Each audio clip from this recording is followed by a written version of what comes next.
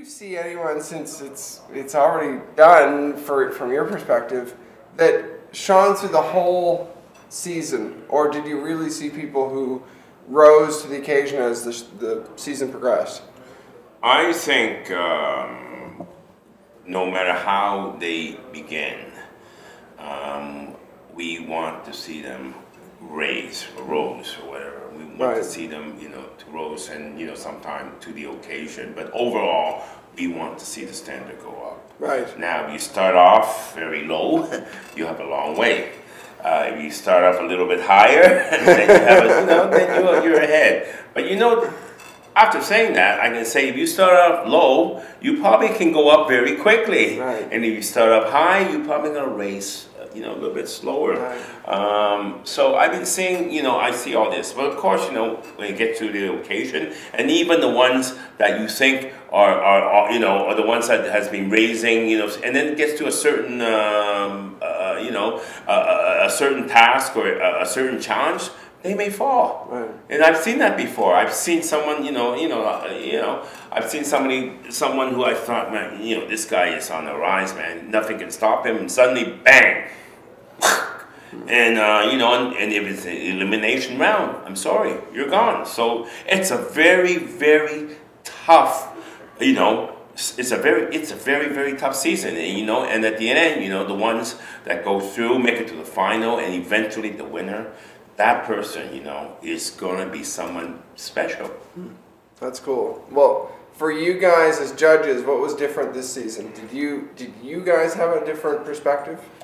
I think this season, we managed to get a certain benchmark of what to expect, because we are three of us, and it's very unique for the show for MasterChef Canada. Is some of the shows you will have one or two food critics, and then pairing it with chefs. But MasterChef Canada, all three of us are chefs, and I must say, very accomplished chef. Michael Bonaccini with a whole chain, of restaurants. Claudio, one of the top restaurants in Canada, and I have 3 Michelin stars. So sometimes, you can't apply, maybe not apply 100% of what we are used to professionally and apply it to, and use that on amateurs. But, after saying that, I'm not going to be extra easy on them or anything like that, because, I just treat them like if they're working for me. And I think they need that. They need that because, sometimes you have to be tough to show them, hey, you're at this position, we want to go up, okay? So, you're not going to get them to go up this highly by patting them on the head, Sometimes you have to give them a nice whack from behind.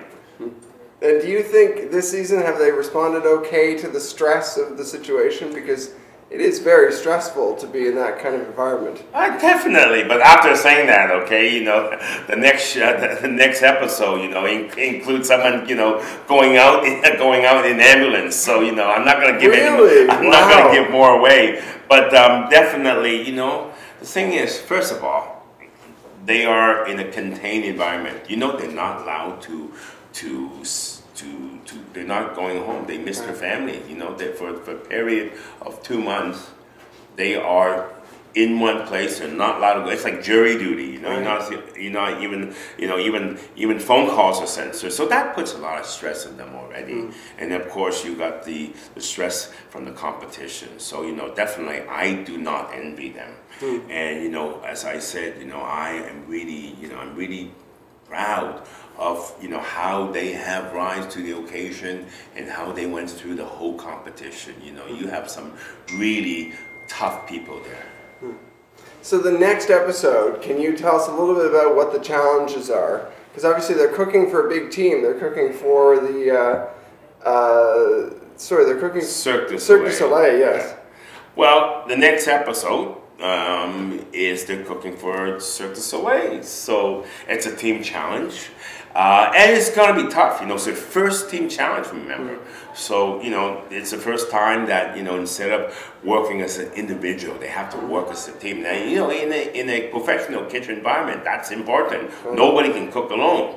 And also they're cooking for, you know, performers from Cirque du Soleil, and these are athletes. You know, if you've ever been close to one of these performers, you'll be amazed. You know, they're really fit, and also they're from all over the world. You know, there's some from China, there's some from Russia, from Spain, and of course from North America. So you know, you have to be able to you have to cook and satisfy them. You know, from the different you know, you have to cook and satisfy them. You know, from all the different ethnic groups. And it's gonna be tough, you got Asians and Europeans and North Americans. You say, you know, what the hell am I gonna cook? You know, a hot dog. You know, that may, you know, the North Americans.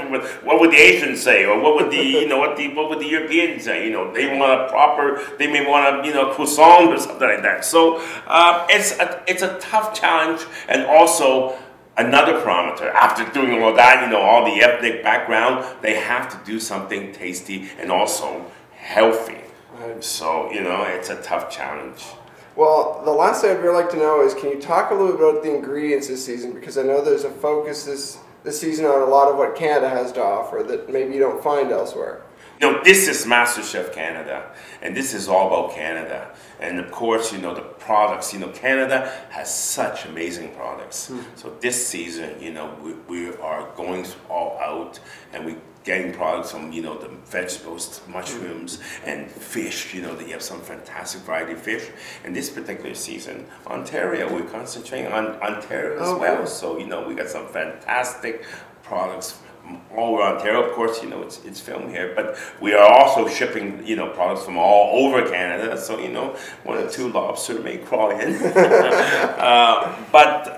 And you know, there's another episode, you know, we're doing in a special region. You know, can I say the wine region one? I cannot. Okay. You know, there's another. You know, so there's a couple of other episodes. Surprise! I'll tell you now, where we do things that's very unique in Canada. You know, unique. You know, not just maple syrup. Okay, Canada is more than maple syrup. Well, I have to ask though, have you ever done fiddleheads? I'm very curious. I'm an East Coaster by heart. Yes. I grew up there. So have you ever done them, or are they coming maybe? Or well, yes, I have done fiddlehead. You know, they have, you know, of course, you know, well, they have nice shape, but I think, you know, they have nice texture. And, you know, and being Asian, being Chinese, texture is also very, very important. And you know, they taste great, and they're very unique to Canada. So, you know, yes, I have worked with them before. And are they coming up in the show anytime, or I can't get that in the way, but I don't think they're doing any dessert with it. Okay, I can tell you that. Okay. Well, thank you very much. Pleasure chatting. It's my pleasure. Thanks.